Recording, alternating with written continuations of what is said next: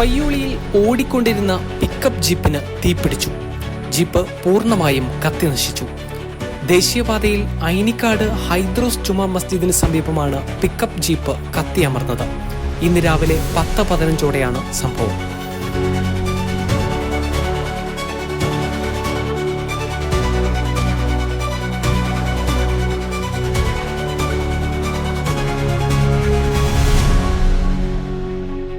കോഴിക്കോട് ഭാഗത്തേക്ക് പോകുന്ന ദേശീയപാത സർവീസ് റോഡിലാണ് സംഭവം.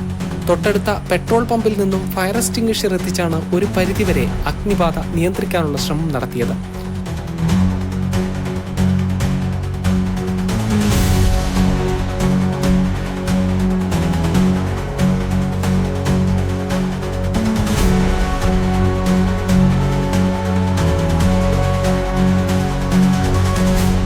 KSEBിക്ക് വേണ്ടി കരാർ അടിസ്ഥാനത്തിൽ ഓടുന്ന വാഹനമാണ് കത്തിയമർന്നത്.